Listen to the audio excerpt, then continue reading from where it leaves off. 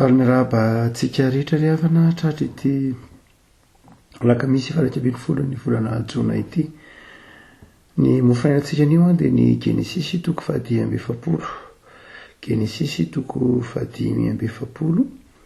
Ny andiny voalohany ka hatramin'ny andiny fa efatra ambin'ny folo fandevaka itsika hatramin'ny andiny fahadimy ambin'ny folo ry havako. Genesisy toko fahadimy amby efapolo ny andiny voalohany ka hatramin'ny fahadimy ambin'ny folo. Amin'anaran'i Jesosy. Ary Josefa tsy nahatsindry ny fangorakoraky ny vonitsony teo anatrehan'izay rehetra teo aminy, dia niantso izy ka nanao hoe avay ny olona rehetra hiala eto amiko. Dia tsy nisy olona na dia iray aza nijanona teo amin'i Josefa raha nanao izay ahafantaran'ny rahalahiny azy izy. Dia nitomany mafy izy ka renin'ny Egiptiana, ary renin'ny tao an-tranon'ny Faraoko. Ary Josefa tamin'ny rahalahiny, izao ny Josefa, mbola velona ihany va hikaky, ary tsy nahavaly azy ny rahalahiny fa torakovitra teo anatrehan'ireo. Ary Josefa tamin'ny rahalahiny, avy manato anay ianareo, dia nanato anay ireo. Ary Josefa, izao ny Josefa rahalahynareo, ilay namidinareo ho aty Egipta, ary ankehitriny aza malahelo natezitra amin'ny tena anareo no nivarotanareo ahy ho aty. Fa amonjaina no nampandehan'Andriamanitra hialoha ianareo aty. Fa roa taona izao nefa nisiny mosary teto amin'ny tany, ary mbola misy 5 taona koa izay tsy hisy tany na hijinjana. Ary Andriamanitra efa nampandeha hialoha anareo mba tsy halantarana ka nareo amin'ny tany, fa hamelona anareo amin'ny famonjena lehibe. Ary amin'izany tsy anareo no nampandeha ahy aty, fa Andriamanitra. Ary izy nanao ahy ho rain'ny Farao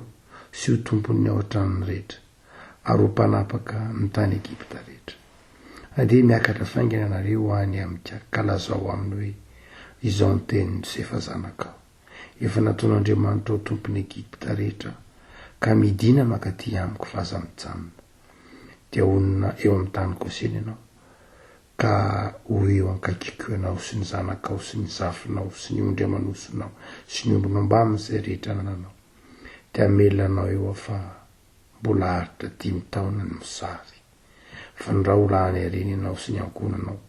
ary izay rehetra nananao. Ary indro hitan'ny masonareo ny mason'ny Benjamina lalahiko izao fa ny vavako no miteny aminareo. Dia ambarako amikaky sy ny voninahitra rehetra ty Egipta sy izay rehetra vitanareo, ko mandehana faingana anareo ka hitomidina ty kaky. Dia namihina ny vozon'ny Benjamina lalahiny izy ka nitomany. Ary Benjamina koa dia mba nitomany teo amin'ny vozony, ary tena noroka ny rahalahiny rehetra izy ka nitomany teo ampamihina azy, ary efa afaka izany tena resaka tamin'ireo rahalahiny. Ray masonao, manamasinanay amin'ny fahamarinana ny teninao, ny fahamarinana. Amen. Saika efa itsika hatrany amin'ny leson'ny sekoly alahady ny tantaran'i Josefa sy ny rahalahiny ry havako. Josefa izay namidiny rahalahiny, ary lasa tonga tany Egipta izay noho ny fitahin'Andriamanitra, dia tonga amin'izao toerana tantarain'ny Genesisy toko fahadimy amby efapolo izao izy. Fa izay evim-panana izay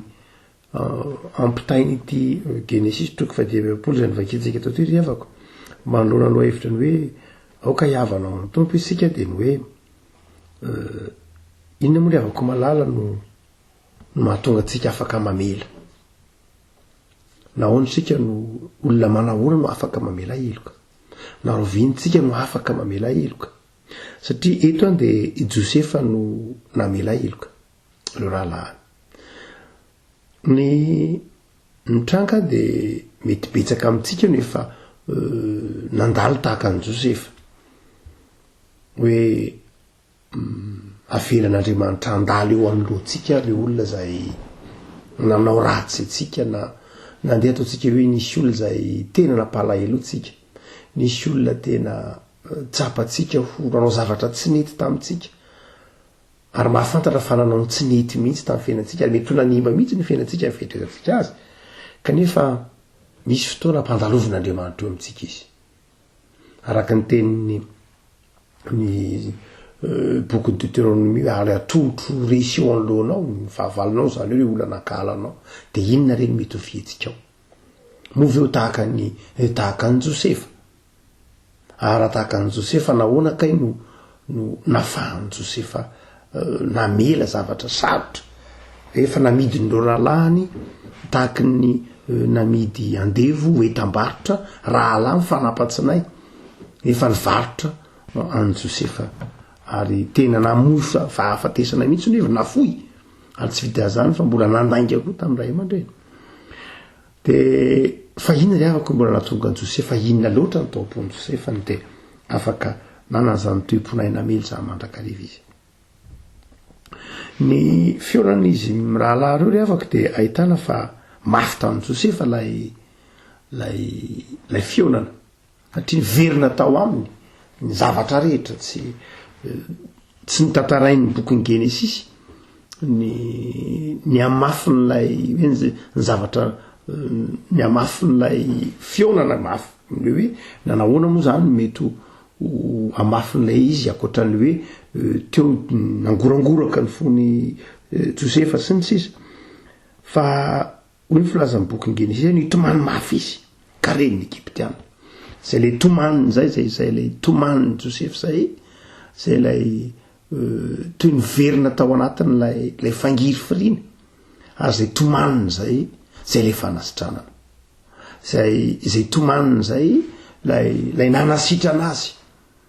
ary zay retika tsara fa melon'ny ataontsika hoe zavatra rehetra de efa niomana tamin'io fampihavanana io Josefa zany hoe raha ohatra ka miroso amin'ny fampihavanana ny olona ry avako malalana fampihavanana fianakaviany zany na fampihavanana olany ady zany zavatra tsy atao tapoka zany zavatra efa niomana any Josefa efa manomboka hatrany amin'ny toko 7 no efa nanomboka ny tantara ary efa niomana any Josefa zany efa niomana Josefa ny havana ary fantany fa tsy ireo raha lahany mihitsy na fantatra azy ka ny fihavanana ry afaka na ny fampihavanana de tsy hoe zavatra mora akory fa mila fiomanana mila fampiomanana ary zay nidika ny ranomason'ny Josefa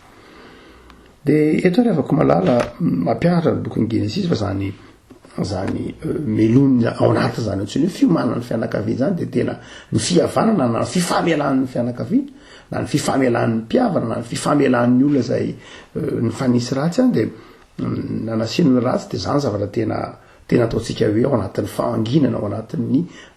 zavatra tsy tabatabany zany da tsy resahana Josefa ato miteny manao avoay daholo ny olona rehetra fa leo raha-pianakavianay ity zany hoe nasen'ny Josefa nivoaka daholo ny Egyptianina rehetra naseny nivoaka daholo hoe tena raha-pianakavianay ity satria izy fifamborahana izy zavatra tsy maintsy iresahana misy zavatra marary tsy maintsy ho resahana de tsy tiany Josefa ny nalabaraka ro raha lahany eo anatrehany hafa raha ohatra ka ataontsika hoe tsy tsara toetra Josefa de tsy nampaninina azy mety ho nalabaraka ny raha lahany eo mason'ny Egyptiana fa tena nitazony hoe tena raha-pianakaviana ity no zany de zay sam'izay ihany mavazy tsy mila ho lafo zay mamahazy tsy mila zany rehefa malala ny olon-kendry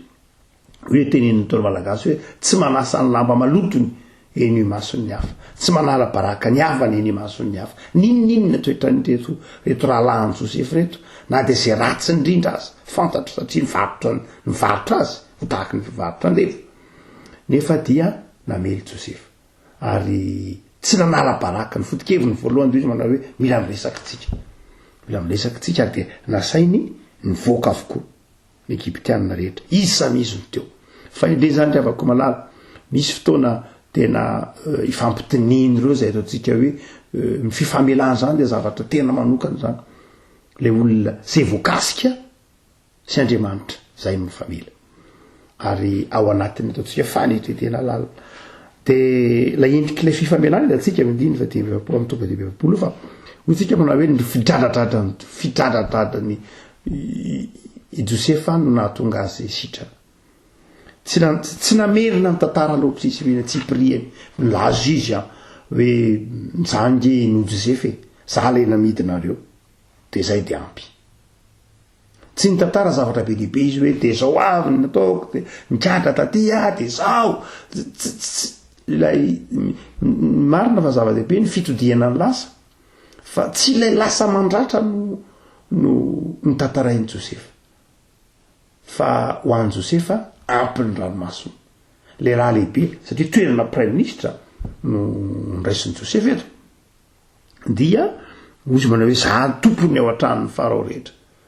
ary dia tsy nitomany teo mason'ny Egyptiana izy mba haneo zany fahalemeny zany manjary maeferiny Egyptiana ho malemy efa mpitondra ary de nitomany mafy izy kanefa moreniny Egyptiana sy tao an-trany zany fitratratratra zany mafy loatra satria miverina indray lay fahoriana zay nentina ary ino tsika teo no nanasitra anazy inona fahana rehefa afaka malala ranomaso everitsika ho fahalemena indraindray tsika mieritreritra ny hoe ny ranomaso de fahosana de fahalemena tsy havana fa ilain'ny olona ny nitomany misy fotoana ilana ny nitomany fa misy fotoana manasitrana ny ranomaso tahaka izay nitranga tamin'ny Joseph sy ny rahalahiny teo nitomany mafy ary andininy 510 tsy Joseph ihany fa ny rahalahiny rehetra zay le ranomaso fanasitranana zay le ranomaso zay manamaivana lay nenina hoe tokony tsy nanao an'izany zay nefa le ampy zay ranomaso zay de mahafoka teny maro zay ranomaso zay de mahasolo teny maro zay ranomaso zay de manasitrana ny rehetra fa tia manao hoe lay famelana nataon'ny Joseph sy ny rahalahiny teo de mampianatsetratsika lafin-javatra vitsivitsy eto de nahoana ary Joseph naina mela voalohany de Joseph de naina mela izy satria olona natahotra n'Andriamanitra izy natahotra n'Andriamanitra izy ary hitatsika trany amin'ny boky any am-piandohana aty amin'ny Genesis 7:30 aty Joseph anteny manao hoe ataoko ahoana nanao zany ratsy lehibe zany ka notonatrean'i Jehovah Andriamanitra fony Joseph nalay mpanahy tao amin'ny tokantranon'ny Potifara de Joseph anteny manao hoe za tsy hanoto eo anatrehan'Andriamanitra na tsisy mahita ary za tsy hanoto eo anatrehan'Andriamanitra ary izay toe-panahy zay rehefa ko malala ny olona matahotra n'Andriamanitra de ny olona matahotra n'Andriamanitra ny olona mahay mamela olona tsopo olona madio fo Joseph de olona madio fo ary madio fitondratena ny olona ny madio fo sy olona madio fitondratena no ny olona manana fahamasina-piainany Joseph ary de zay mahatonga Joseph mahay mamela tsy mba miazona lolo-po ary tsy niazona lolo-po Joseph satria fantany fa nahatafita azy tamin'ny toerana io dia nahatonga azy tamin'ny toerana io de Andriamanitra ny fiheveran'ny olona mantsy afaka malala fa ny fahatafitany eo amin'ny fiainana na ny fisondrotany teo amin'ny fiainana avy amin'ny tenany de matetika ren'olona reny tsy mahay mamela fa ny olona rehefa mahatsiaro hoe tafita noho ny amin'Andriamanitra tafita noho ny amin'ny famindrampon'Andriamanitra de manana fahatsoram-po ary mahay mamela ny tahotra n'Andriamanitra sy ny fahatserovana fa hoe za tonga toerana ohatr'izao na isika tonga amin'ny toerana ohatr'izao tsy noho ny fiezahana na noho ny afetsenana noho ny fiezahana fa noho ny fitiavan'Andriamanitra de ny olona ohatr'izany no mahay mamela madio fo fa ny faharoa de jereo tsara ny tompo mason'ny Joseph manao hoe rehefa tena nandinika de izao tena ny raha in'Andriamanitra hialolalana anareo zao zavatra rehetra zao dia avy amin'Andriamanitra ndraisin'ny Joseph lay fisaritsaina hoe lay zavatra ratsy na marotana any Joseph de ny anken'i Joseph manao hoe tena Andriamanitra ny nampandeha ahy taty Egypta Andriamanitra ny nampandeha ahy aty mbo fanavotana anareo jereo tsara Joseph tsy niteny manao hoe Andriamanitra nandefa taty mba hatafita na Andriamanitra nandefa taty mba hatonga olona ambony fa Andriamanitra nandefa aty mba hamonjena anareo tena olon'ny fitiavany Josefa. Ary zay natonga Josefa nahay namela ry havako hoe tafita tonga tany Egypte izy de miteny manao hoe tonga ty aho, tsy no zany na tonga taty fa Andriamanitra, ary nalefan'Andriamanitra ty aho mba hamonjy anareo. Am'izay fotoan'izay Josefa zany de manetry tena manao hoe toy ny fiasana ihany aho mba hamonjena ny hafa. Ny olona manaiky ho fiasan'Andriamanitra ry havako malala ny olona mahay mamela. Ny olona manaiky ho fiasan'Andriamanitra tahaka an'i Josefa no mahay mamela. Ary tsy vitan'izay olona manaiky ho fiasan'Andriamanitra izy fa nikeny Josefa ho miabina pozitif lay zavatra miiba negativa izay nilalovan'i Josefa teo. Io ny afaka malala lay mahamarina tenin'ny apôstôly Paoly hoe ny zavatra rehetra miara-miasa ho an'ny olona izay tia an'Andriamanitra. Romanina 5:8. Ary na inona zany zavatra avelan'Andriamanitra lalovanao, na inona ratsy izay avelan'Andriamanitra mety mitranga eo amin'ny fiainantsika ry havako, de izao ny fampahirezana antsika. Tena ataon'Andriamanitra miara-miasa mahasoa ny zavatra rehetra. Tsy ny fitrangan-javatra akory ny tompony teny farany, fa ny planin'Andriamanitra. Ho Josefa manao hoe planin'Andriamanitra mihitsy zao. Zavatra ratsy fa nefa nataon'Andriamanitra nanjary mahasoa. Lafisaratsena hoe misy Josefa zay tena nijaly nefa nataon'Andriamanitra tonga olona ambony ho fanavotana ny raitapo aminy. De zay rehefa komalala mampahiry antsika ndraindray tsika mety ho variana amin'ny zavatra hoe rehefa misy zavatra ratsy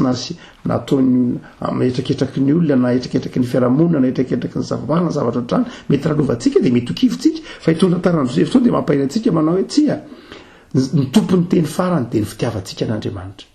Rehefa tia an'Andriamanitra isika tahaka an'i Josefa, rehefa miainy amin'ny fahatahorana sy ny fahamasinantsika tahaka an'i Josefa, de ny zavatra rehetra ataon'Andriamanitra manjary mahasoa. Na de ny zavatra iverina hoe miiba sao aza de avadika Andriamanitra manjary mahasoa. Ary io fa fitenin'ny Salamo manao hoe Andriamanitra mamaly soa mandrakariva ka mamadika ny ratsy ho lasa soa. Tsy ny tantarana Josefa ihany, be deaibe ny ohatra zany amin'ny soratra masina. Be deaibe ny olona amin'ny soratra masina zay nantantaran'i Davida nke tahaka izany ohatra. Tantaran'i Davida zay nasiany Saoly ratsy izy nefa ny nanjary soa. Jereo tsara tantaran'i Daniel atao lavaky ny liona, na tsy tao anaty lavaky ny liona izy fa nanjary vomakindray ny sandratra. No zany rehefa komalala aza variana amin'ilay zavatra mitranga eo, amin'ilay zavatsarotra lalovana vetivety eo, fa aoka atoky ny fitiavan'Andriamanitra de ataon'Andriamanitra manjary mahasoa indray io zavatra tsy mety everinao tsy mety io. Ny tompony teny farany zany tsy io akory fa ny fitiavantsika an'Andriamanitra. De izay fahatokiana an'Andriamanitra zay manao hoe tsy miazona alahelo amin'izy satria amin'iza satria ny zavatra rehetra an'Andriamanitra mahasoa. Fa ny toetra fiavako malala zay hotsika manao hoe ny olona afaka mamela de ny olona tia an'Andriamanitra, izay manjary fahadiovampo, izay manjary fahamasinana, tonga tahotra an'Andriamanitra ary tonga finoana tahaka an'i Josefa. De zay ny voalohany mahay mamela. Ny olona tsara fifandraisana amin'Andriamanitra ny mahay mamela. Matoa zany ny olona tsy mahay mamela ry havana de manana areti-panahy, tsy milamina fifandraisana amin'Andriamanitra. Ary io nefa nytenenin'ny Petera ondray maka Petesany Jesoa amin'ny Petera. Petera le miteny manao hoe impiry no any tokony mamela ny rahalahako. Impiry fa manao zavatra tsy mety amiko foana de mbola mangataka famelana amiko. Tena mahaly Jesoa raha mbola mangataka famelana aminao ny rahalahanao na impiry de mamely anao. Satria ny fahalavorariny fifandraisantsika amin'Andriamanitra de manjary fahasitranana ho atsika. Ka na mafy tahaky n'inona ary nataon'ny hafa tamintsika de ny fahasoavan'Andriamanitra no hitatsika fa tsy ny fahotaniny namatsika. Rehefa ohatra ka tena hitatsika ny fahasoavan'Andriamanitra de haitsika ny mamela ny hafa.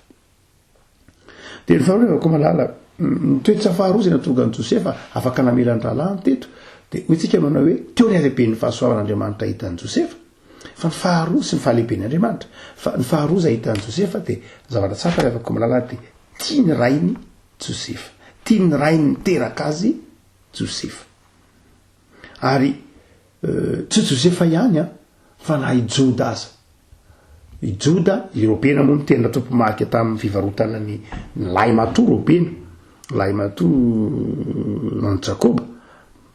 fa i Joda eto ny tena nitondra ny tena misarotra zay ndraiky zay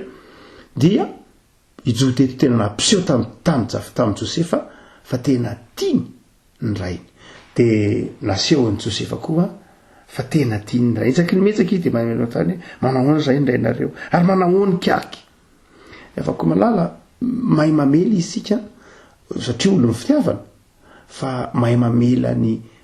ataontsika hoe ndray tampo amintsika isika rehefa mijery ny ray aman-drenitsika matoatsika tsy mahay mamela ny ray tampo amintsika mpiavana eto ndresahana matoatsika tsy mahay mamela amin'ny ray tampo amintsika de zao satria tsy tena masaka ao am-potsika ny fitiavantsika ray aman-dreny rehefa tena maro toerana ny fitiavana ray aman-dreny de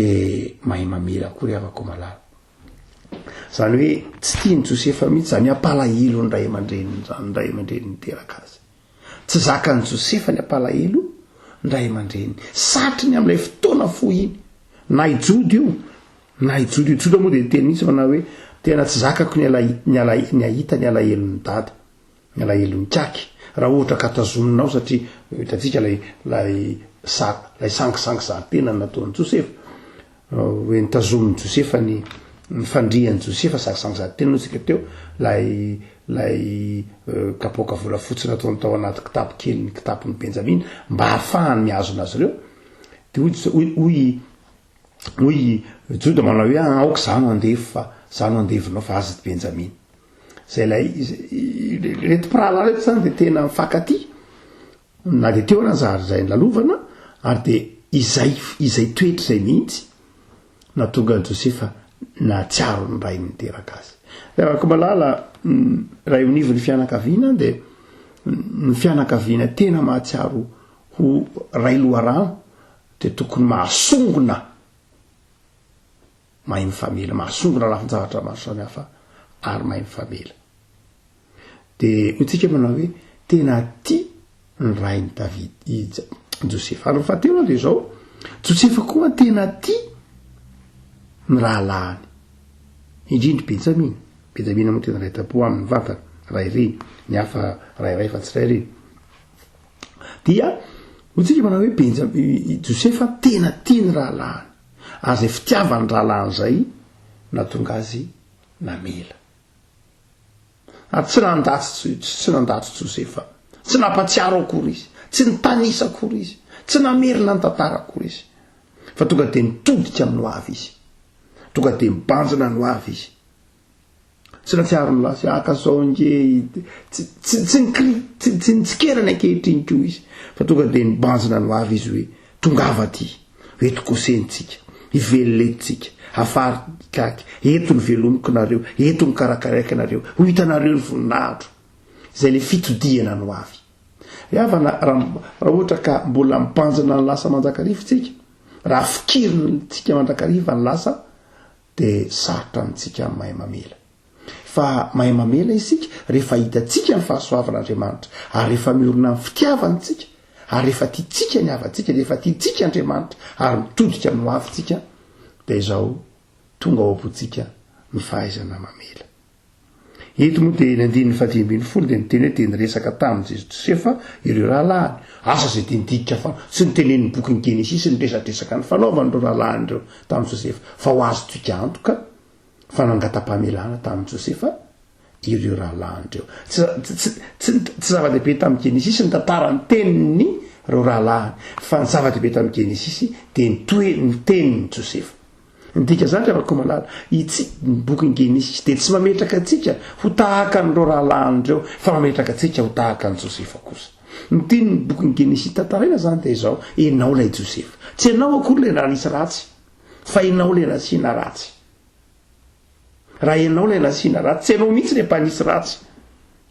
fa enao lay nasiana ratsy ary raha enao lay nasiana ratsy satria ny mpanompon'Andriamanitra sy tokony ho mpanisy ratsy olona mpanompoandriamanitra tsy tokony mpivadika na mpivarotra olona tsy zany fa mpanompoandriamanitra nasiana ratsy zay ny mpanompon'andriamanitra. De raha eo amin'ny toeran' Josefa